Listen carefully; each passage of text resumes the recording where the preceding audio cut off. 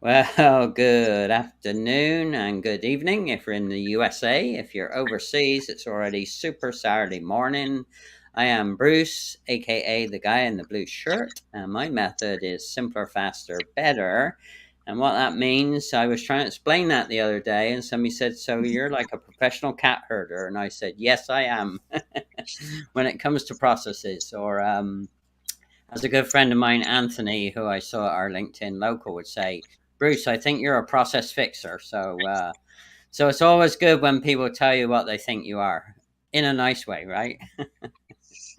Leanne is in beautiful Florida, and she's super mom this week. I just learned. So good job, Leanne, Oh, for well, keeping thank you. all the plate spinning, that we all do. So tell us a little bit about yourself, and we're going to get into, the art of telling the story, right? Sure, So, absolutely. So, I am a copywriter for coaches. I have 7 years experience. I started in marketing and writing for marketing companies, and about a year and a half or so ago, I started writing exclusively for coaches. I loved it, so that's what I've been doing ever since. that's right. And so I'm actually going to stretch your boundaries a little bit. You're also copyright for more than coaches because, I consider myself really an implementer. I'm very hands Oh, on, I do a lot of implementation. And so I think you should I expand love it. Coaches, implementers, mentors, and ambassadors, I think, because Yeah, yeah. you like that? I like that. Yeah, and I do All right. think yeah.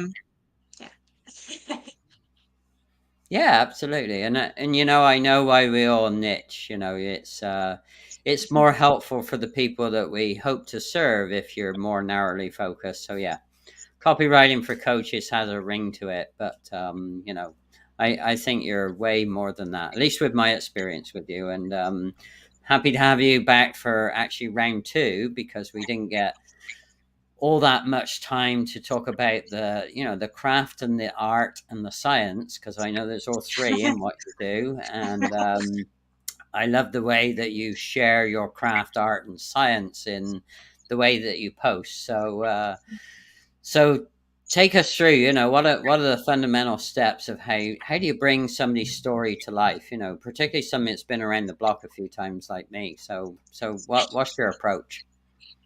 Sure. So I do copywriting. So I do a lot of emails, blog posts, even social media posts, LinkedIn Hmm. posts, Instagram, things like that. So I would say I actually like tailor it to even like coaches. So I have like a few things we do. We Hmm. start with and I actually made like a little framework, so I'll just go through that. Yeah, cool, Um, go for it. yeah, yeah. So we start with clarity. I like to think of that like as like the spark of what I do because my business name is Single Spark Coaching Copy. So clarity, I really like to get like granular, granular, granular about who, Right. their ideal client is. And some people really, it would probably shock some people, but some people don't know. I'm like, well, who's your ideal client? And they're like, eh, anyone who wants to work with me. And I'm like, okay, we gotta get a little Yeah, bit more there aren't specific there. anyone's around. Yeah. Me, you, and Yeah. anyone, right?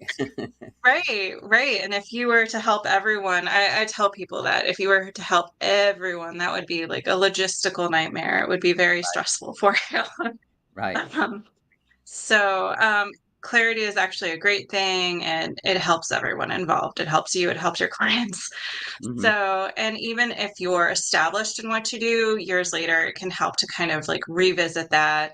Businesses evolve over time. So it's really helpful to see if like your ideal client's the same as it was when you first Right. started or if it's evolved over time. Or yeah, just like get a little bit more like almost like a check-in, a self check-in. It's helpful. So Hmm. that's like the first part. That's the way we Right. start. Yeah. And then I have, like I said, I did like a cutesy little framework. So then I have like the kindling, so the Hmm. spark to go with it. Yeah. And then I call that the mindset and relationships. So relationships, like when you're telling your story, basically that's what it's all about. It's all Mhm. about connection. It's all about love. I know that sounds a little cheesy, but I was even listening to a podcast by like Simon Sinek earlier, Mhm. and he Yeah. says it, and he is, hello, Ken, by the way. Um, Yeah. He's back on LinkedIn. he's in He's the chat. allowed back Yeah. on. Hey, Ken. But Kenny. yeah, I was listening. Yeah. I Kenny. was listening to Simon Sinek's, I think it's called A Bit of Optimism, Right. earlier today. And he said, like, just love is that driving force, that purpose for everyone. And I agree with that. And I really do think, like, story is our way of connecting. We're a social species and everything like that. So, a huge, huge part of any sort of writing, creative writing, copywriting, any writing, is just relationship building and making sure you're really striking a chord with your audience. Mhm. So yeah. And then I have mindset as, again, that like kindling piece. And I really do think like even coaches, even people who work on this every single day, have reservations about sharing some of their story. They have the fear of rejection. They have fear, yeah, Mhm. fear of what everyone else is going to think. So, um, yeah, I get it. yep, I'm there right now. I get yep. it. So it comes into play even no matter how much maybe inner work you've done. It's Mhm. always relevant, I think. And Absolutely. yeah, yeah. And the last piece I have of it, of my little framework, is the flame. And I have that as belief. And that's belief in the client or Mhm. yourself, if it's you're telling your own story. And I really do think like it's just like Mhm. a transference of belief. And like if someone believes in themselves and their capabilities and who they are and everything like that, like everything else will follow. That's what you need, like, is self-belief. And um Mhm. yeah. Yeah. Everything Easy, else will easy to say. The absolute hardest thing to mine for. Absolutely, Yeah. absolutely. And I mean, I do think that's like the job of a coach. I think it's a job of a writer, a storyteller, is to transfer that belief, to have belief in your readers or your clients, and Mhm. to transfer that to them through story, through writing, blogs, Right. whatever the case may be. Well, it's interesting because you bring up some key words, and without you knowing, because I've not shared all of my story yet with you, but that will be Yeah. happening later this year. Um, my grandmother, I used to go stay with her every summer, and one of my jobs, because we had a flame fire, coal fire. One of my jobs, she used to say to me, "Boy, go get the kindling," which meant I used to have to leave the cottage, walk about half a mile to a wood, and pick up small little twigs and small little branches that were dry enough that she used to use to start the fire because it actually needs a lot of pretty hot wood to get coal, which was the fuel back then, to burn. And coal is a carbon-based fuel that's not often used anywhere these days. It's not good for the planet. so so you raising those words, it brought back a flood of memory around me, no matter what the weather was, because the weather in England isn't so good as it is in Phoenix, Arizona, for sure. So yeah, often I used to have to go put my welly boots on, or rubber boots as they're called, and I used to call them wellies in the UK. So all those flashes came about, when you just wrote mention that one word kindling, and then you mention flame, and so yeah, great fond memories. And Yeah. notable part of my story with my grandmother, she taught me how to make loose leaf tea, and I still make it the same way to this day, even now. So, and I love loose leaf tea. So, got lots of tea stories to tell you, Leanne, when we get into deep into the research of what you're gonna do to in collaboration with me. So Heather, hi Heather. Heather and I, unbeknown to you, we've been DMing offline, and I encouraged her to come meet you as a magnificent storyteller. So thank you, Heather, for jumping on. She's a new Here. connection, and actually, Heather, this is my there's me as an avatar in my digital 3D digital headquarters, and we were talking a little bit about that because Heather is a advocate and a proponent for using new technology in the eye business. So fascinated to see what happens there. Yes, she's from Colorado. Thank you, Heather. Yeah, I've I been wasn't once. sure. Beautiful. I wasn't sure where. So I it's interesting that you started with clarity, and by the way, did I send you my ideal client 2 pages, or did I forget to do that? No, you sent them to me, yeah. Okay, all right. Hot, hot. Yeah. So when you read it, I mean, because that's based on actually real life people, even though I didn't put all the names in there, and it's not appropriate to put everyone's names in there that you've worked with before. So does that really help you, or does that kind of box you in when somebody does that? So talk a little bit more about the clarity and what's the real benefit of getting it. Yeah, yeah. I actually think so. There's such a misconception around that, actually. Like, so many people think, like, I'm gonna box myself in, I'm gonna rope myself, like, I'm really gonna Right. limit myself by niching down, by having an ideal client. Like, I'm really gonna leave opportunities on the table. And it actually turns out to be the opposite, I've found.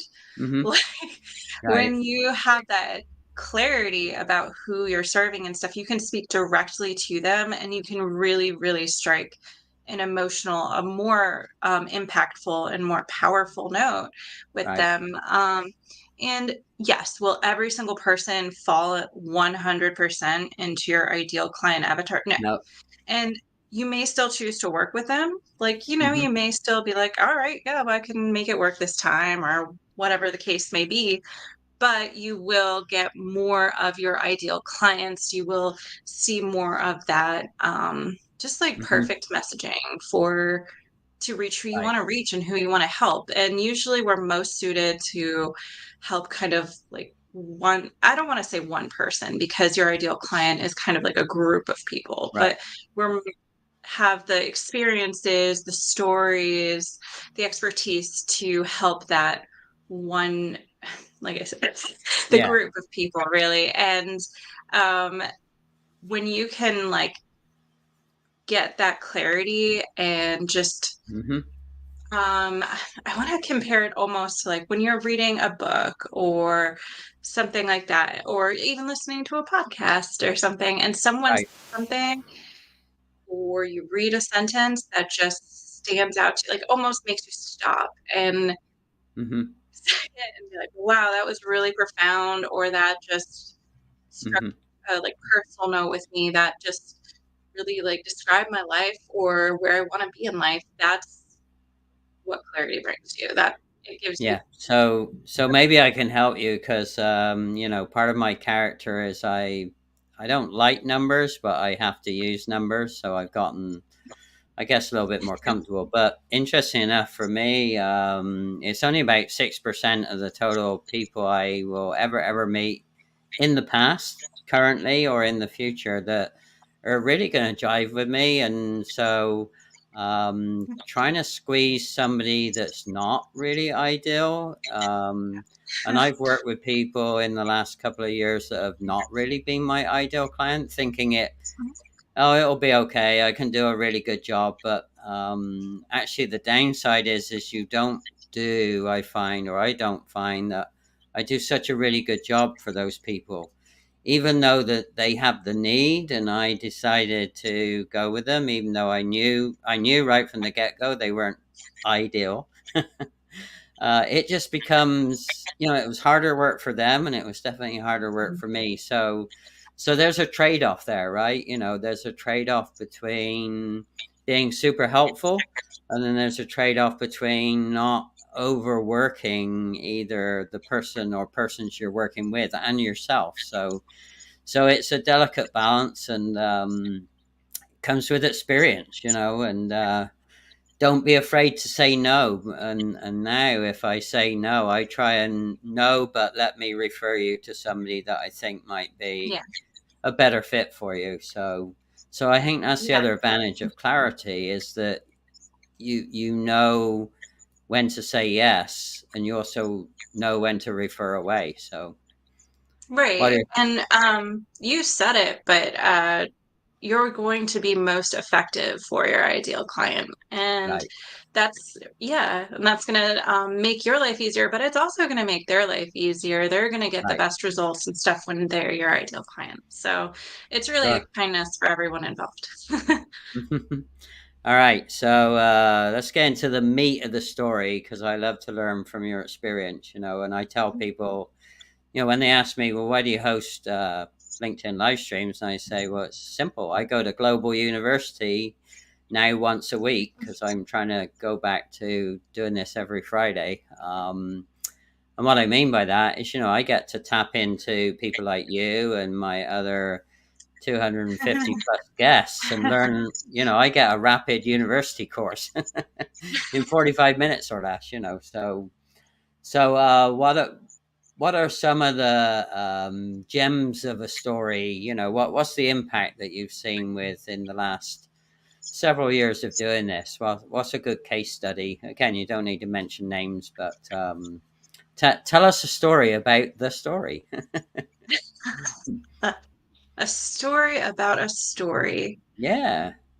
Yeah, so I will say this. So I did have one particular client, and she came to me with just a concern about like a review she had on something she had written. And Hmm.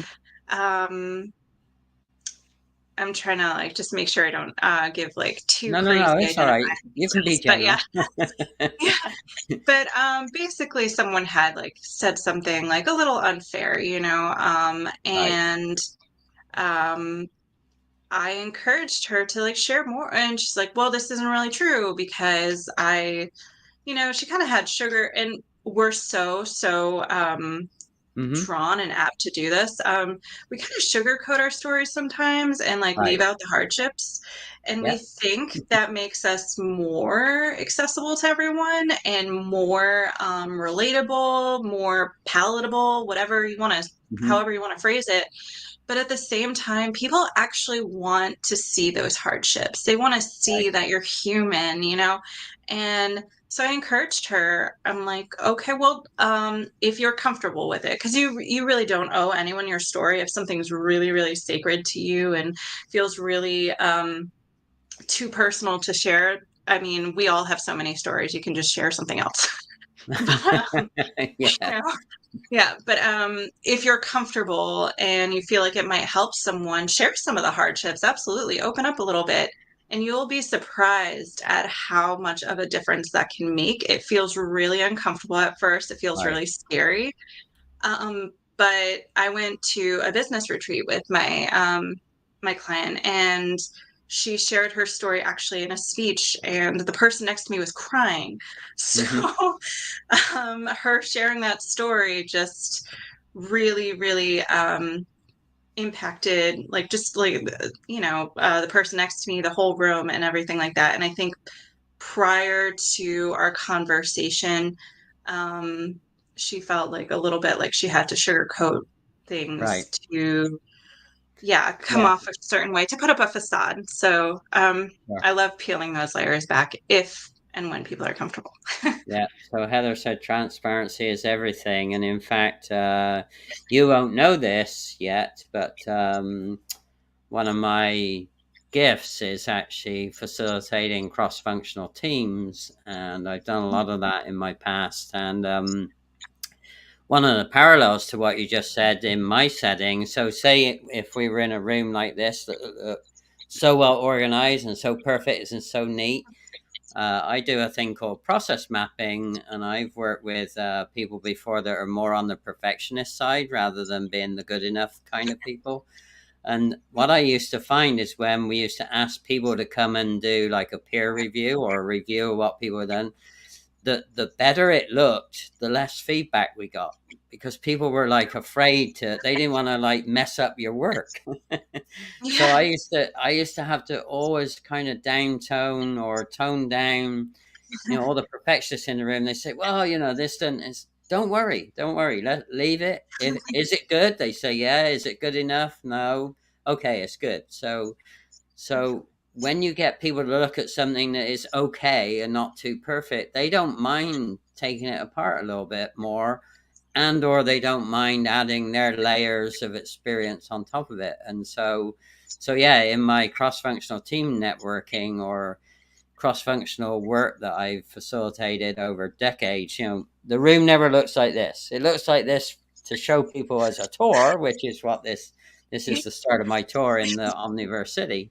But in reality, in real life, the meeting space would be a lot more messy and a lot more workable, and because people will make adjustments if you do that. So Yeah, I don't know yeah. if you've had parallels like that too. If it's too perfect, people don't give you any feedback at all. So Oh, definitely. Yeah. And you actually reminded me of, and don't quote me on the company, but it is a big company. I want to say it was Google, but I think Google actually did an exercise where they encouraged people to fail, just to yes, present their ideas, to uh-huh, fail like boldly almost, something like right, that. And they wanted to remove that stigma of failure, of, like you said, bad ideas and stuff, because they hmm, felt that when you suppress bad ideas, when you say like, right, oh, every idea has to be like an A+, you get fewer A+ ideas, because you yeah, get fewer ideas in general, and you get like two ideas instead right. of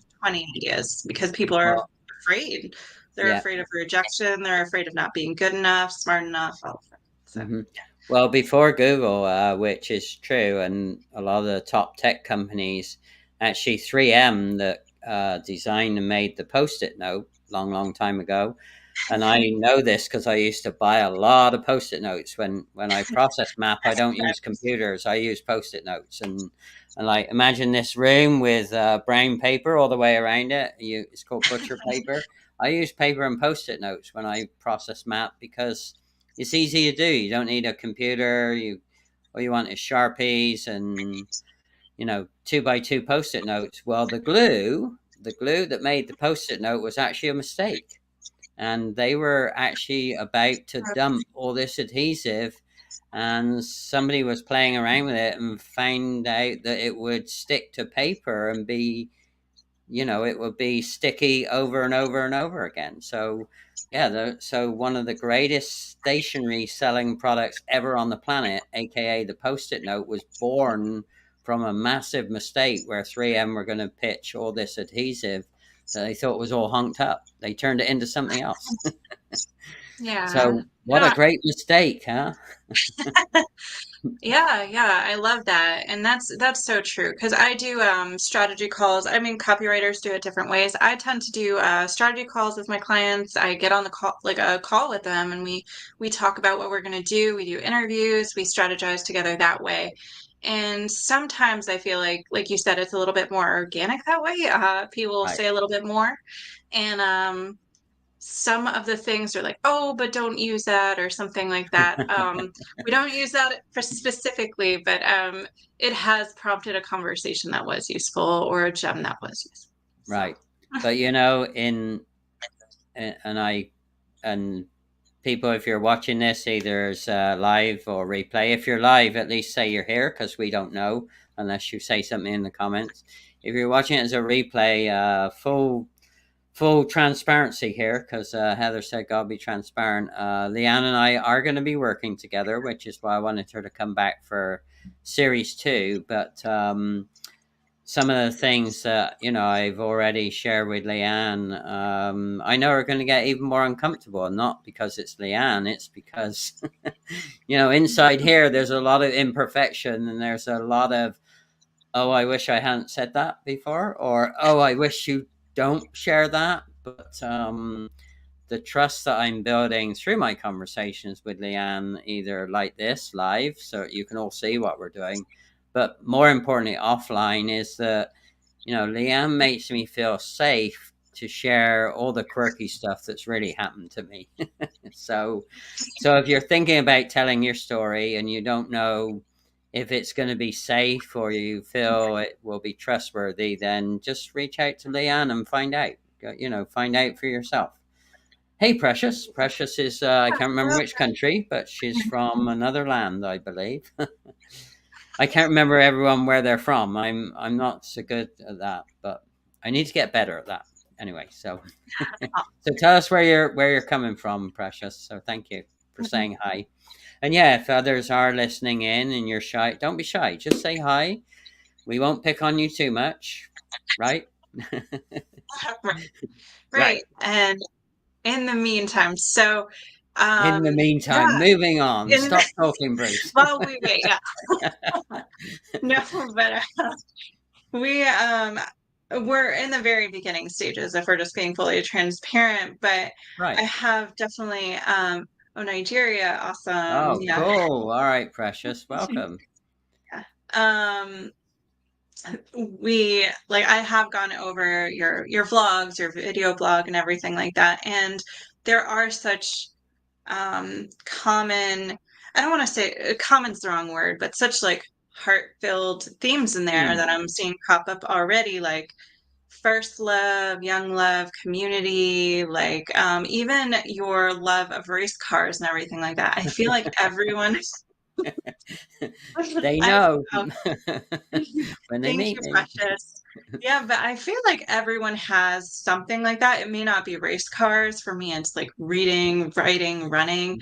But I feel like everyone has something like that that really like lights them up from inside. So that's something that can really like bring us together and stuff. And I think everyone can relate to that feeling of having something, whether it's race cars or running. Yeah, well, it's funny. I also love brewing hot tea, and the fact that you said that one word, kindling, and it's like, oh my, and all this massive flood of not only memory, but flood of emotions came back to me, and because it was a significant part of my early development. I mean, I was basically segregated from my sisters. I was the only boy in the family, and I was on purpose. My mom had the insight to send me to my grandmother where I could be around some other boys that lived in the same little hamlet. So it's all those emotions, that you don't realize you've gotten. And not that I had separation anxiety. I loved it in some ways, but I also missed all the, I missed the kinship and comradeship with my sisters, even though they were a pain in the butt most of the time. They also were, very caring and loving. And when I did stupid stuff, they would look after me, so. And I did a lot of stupid stuff, so they looked after me. So. I love that. And like you said, just something like me mentioning the word kindling brought that up for you. And I found that in writing so much, and I love writing and reading so much. I'm not just saying that because it's what I do. I love it so much and I believe in it so much because I really do believe like a sentence, a string of words, like you said, that it can bring up memories for people. It can help people process. It can help people feel less alone. Like words are really like, I know it sounds like a little twee, but words are really so, so powerful. They've changed history. Yeah, they're not twee. and it's funny because one of my other really quirky gifts is that I'm really good at creating hashtags for people. So not that I do it professionally, but I can listen to somebody's conversation and I like to syncopate 3 words ideally. So, simpler, faster, better. And what does that mean? It's about saving steps, time, and money. I can do all those, things, the guy in the blue shirt, blah, blah, blah, and I'm able to do that for other people. And it's like, it's fun. I was talking to Tisha Marie Pelletier because I've helped her with a couple of her hashtags before. And, it's just fun. But people don't think of it. You need that outside perspective to really, really listen and really watch how you communicate to bring it all together. And actually, Heather has an amazing point. So do you want to speak to this one? Because we are a great example. Talk about cross generational conversations, you know, and how I am versus how you are. So yeah, so I'll Yeah, let you yeah, read that. absolutely. So I actually read it a little bit before but yeah, no, I absolutely agree with it. So super interesting point, like you said. Instagram is definitely like, here's the highlight reel, here's my Hmm. picture perfect life kind of thing. And it's so interesting, like as Heather just said, that TikTok is sort of pushing back against that. Maybe the younger generation is pushing back against that and really just showing like what life is.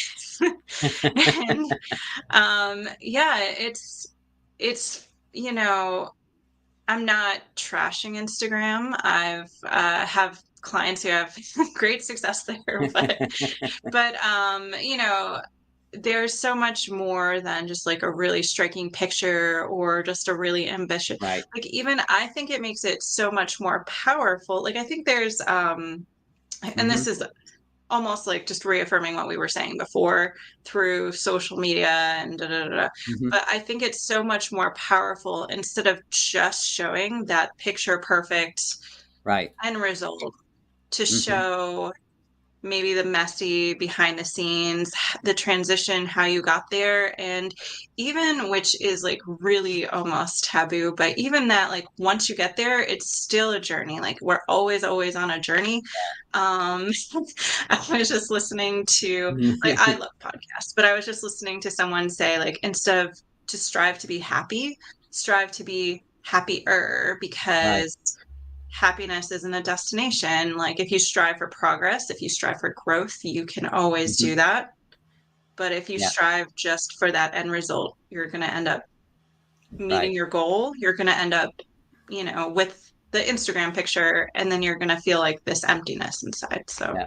and I So think the TikTok bit, yeah, sorry, well, yeah, I was about to it's say I was really going to leverage off that. So I don't know if you the know, last. but do you know I have a TikTok channel? No, no, you Oh, do? see. That's awesome. I'm So learning Heather, uh, if you want to, if you're on in real TikTok, time. Yeah.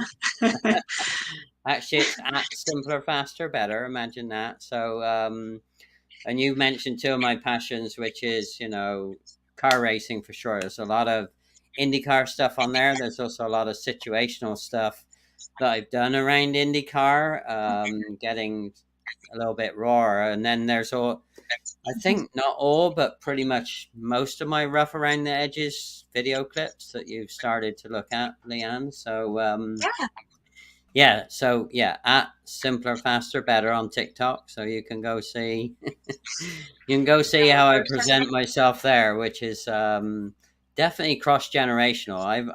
I've attracted a lot of negative comments from some of the up and coming, you know, up and coming forces on TikTok that, you know, think they have all the answers, and it's like, you know, I'll say to them sometimes, yeah, okay, I gotcha, but been there, done that. So, you know, they can be pretty brutal on TikTok. They can be pretty rude as well. So, Uh, yeah, no, I mean, I've absolutely seen that. I've like a client of a client, which is who she is, but was posting about just not drinking, and um, like you said, her some of the hmm, comments she got were pretty brutal, like, well, yeah, everyone doesn't have a problem and everyone doesn't get blackout drunk and stuff. And it's like, she's just encouraging the people who want to be healthier. Like, it's not, yeah, like you said, this generational, or this war that I was made out to be. yeah, It can get a little brutal yeah. too. Heather's right. Social media Okay, I'll go is find definitely. you. Yeah, don't judge. So Heather, if you want to drop your TikTok in there, I will go find you later. I have a meeting immediately after this with actually my LinkedIn local co-host. We do our lessons learned. So I don't know if people are familiar with that exercise, but doing a quick lessons learned after you've done any major project or any major event. In our case, it was LinkedIn Local. It was a pretty major event. And we always find there's always nuggets to learn from when you do lessons learned. And it requires brutal honesty. And sometimes, you know, we see stuff, and people's perception of stuff is not really how you think it was or how you think it came across, but their perception is reality, and reality is truth to them. So yeah, never be afraid. Feedback can be brutal, but they say the fortune is in the feedback, so, or in the follow-up as well. Feedback and follow-up, those two things, right, Leanne? Right, absolutely. And like you said, even the brutal feedback, if it's really off the wall, you can like forgive and delete, but sometimes there's some wisdom in there as well. Yeah, I know. Sometimes I don't. I think I forgive. I don't necessarily delete, because sometimes, even though we may not want to see a pearl of truth there, sometimes there's actually a little sprinkling of truth in every comment, right? Whether you I agree do with it if it or people not. are like sexist or uh inappropriate. So but I see what you're saying though. I definitely don't want to discourage like conversation and Right. things like that. So I only do it if like people kind of start using slurs and things like I promise I that. won't swear at you. How about Okay, that? well, thank you.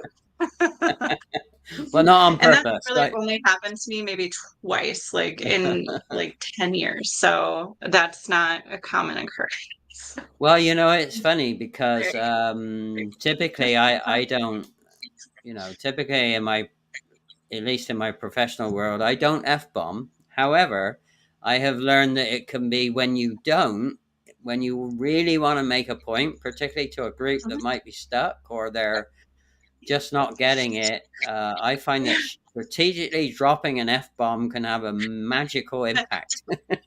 Yeah, Because yeah, as a copywriter. they were like, oh my God, Oh my did goodness, he yeah. actually F, so I think there's a strategic place for being edgy with your conversation, but not being cruel. I think there's a difference between being cruel and being edgy. So Yep, yep. No, as someone who loves words, I 100% agree with all of that. There's a strategy to being edgy. There's a strategy for the occasional F-bomb and stuff. Absolutely. Yeah. yeah, And it's a lot of fun to strategize that way, at least for me. So, yeah. yeah. Well, and it's like the way you write, you obviously spend a lot of time thinking about the syncopation and the timing of the words and the space between the words. I've seen enough of your posts to know that that's what you're obviously doing. It's also in that timing of the verbal communication, right? You you're Yeah, yeah. not the art of the impact is timing it to hit home just right at the right moment, right? And it's almost like shocking somebody. Not that I would shock somebody, but it's almost like tasering them with words and not with the taser machine, right? It almost like wakes them up or jumps them out of a downward spiraling circle or whatever it is you want to jump them out of, right? So Right, right. And like you said too, like if you sprinkle that in or if you use it sparingly, it also has much more of an impact because yeah, if you just, you know, all the were time. swearing like Well, every other word on this podcast and your posts, everything like that, it does lose some of its impact. So, yeah, that's another strategic piece to it too, is that, all uh, about strategy. My number one talent, strategy. Got to be strategic. All right. Well, I want to be respectful because I know Supermom has to go get her little one. So, thank you so much for round two. And so, what are some? Well, first of all, how do you want people to reach out to you if they want to learn more? And what's other than working with me? What's a big thing coming up in the next quarter? Sure, yeah. So you can, I'm on LinkedIn. I know most of us are from LinkedIn, so I'm just under my name, Leanne 𝐘𝐭'𝐬. And I also have my website out now, and that is singlesparkcoachingcopy.com. Oh, all right. Make sure you go back and drop that in the comments, please, because that's too long for me to Sure. remember. Yeah, absolutely. I will drop that in the comments. Things I have coming up. Actually, I want to go ahead and actually mention something that just became 100% official. I may have mentioned it last time, but it is 100% official now Go and for stuff. it. So Yeah, I actually got my coaching certifications and everything like that. And it's official. My exam is through. Like everything Yay! looks good. I am a certified coach, so I'm really Oh, excited for that. I love writing. I want to continue writing, but I am really grateful to have the opportunity to have like those certifications and everything to make it even better. So, and yeah. do an even better job for my clients. Awesome. Validation is key. So, talking about validation, I'm going to play a couple outtakes. Don't go away because you might want to comment. And actually, feedback is a triumph. Oh, I love that. I've not heard it said that way before, Precious. So, thank you. Great. Like you said, Leanne, earlier, sometimes it's just one sentence that can stop you and make you think differently. So, that's a really unique way of thinking of it. Thank you, Precious. Good one. All Yeah. right, so don't run away. Let's see if I can find the right buttons to press. All right, so this is my outtake video, and then I'm gonna share with you a little rap song I did for my store. You're frustrated that you have no time and you just hate it. You lost your mind. You're running around the kids and the spouse, and the business that was once your passion has got you burnt out. So, consult with Bruce, the guy in the blue shirt. He'll help you find the truth so that you can do you first. See, it's all about simpler, faster, better. So you can save massive amounts of time and money instead of longing for the day where you can finally kick your feet up. Oh, do yourself a favor. Call up Bruce. He'll tell you about process cleanup.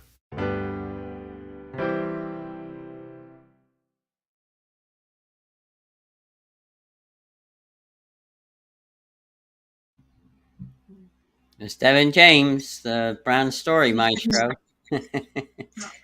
Did you see yourself on the beach right at the end?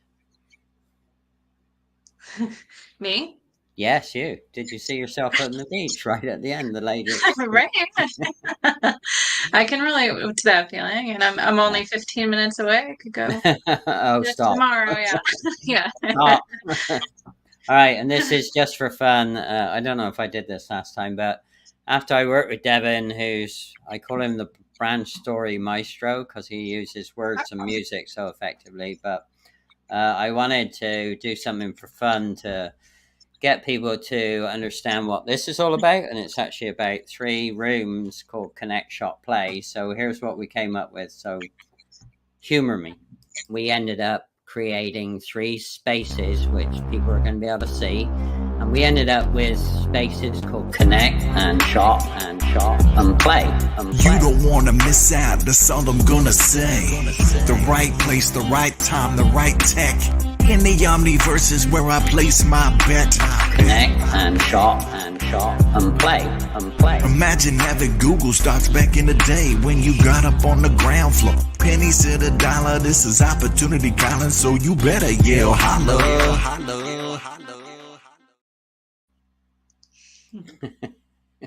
Had you seen that before? No, no, I think that is new. So I love that.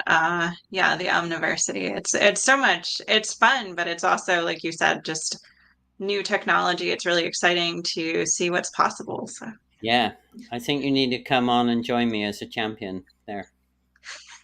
That's I what I think. absolutely will if I can. Yeah, no, I want to. So I'm alone with my baby this weekend, but when I'm Okay. not alone. Yeah, sure, no problem. Hey, and I met Devin. That's the power of some of the ideas for both those clips. I met him last September, actually after the IndyCar race in Portland, and we went to a floating deck. So we went and had lunch on a seasonal floating deck where they have food in a bar. And I thought we were just going to meet for an hour or so. We ended up floating around for 4 hours out there in the Columbia River. So yeah, we had lots of creative time. He's an amazing young man. So yeah, so it's back to if you tell the story to somebody that you know, like, and trust.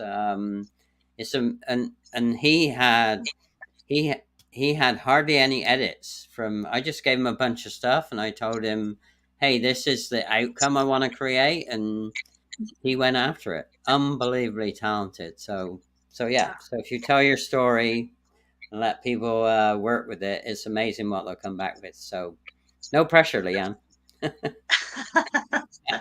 No pressure. No pressure. No, you're going to do great. Okay. Well, thank you for round two, and Yeah, thank you. yeah, and thank you for everyone. What wonderful comments we got this time. So thank you. And Yeah, if you're watching, definitely thought-provoking stuff. So. yeah, very value added, very insightful input from what a great audience. So yeah, you can see this as a replay. You can also comment still as a replay. Leanne will drop her new information, and congratulations on getting those letters after your name, Leanne. So Oh, thank you. for the coach, is that the first set of letters you've gotten after your name so far? Yeah, I think so. I mean, I have a BA, but they don't give you letters for that. So, Well, BA means something else, you know. And yeah, that's my true. best friend, bestie, her tagline is badass. So I Yeah, call there her you go. BA sometimes. I'll leave that. Yeah. I'll add That's the your, BA back. yeah. All right. Well, hang for a minute. Okay. Thanks, everyone. Bye. Thanks for your time. Thank you. Awesome. Yeah, thank you, everyone.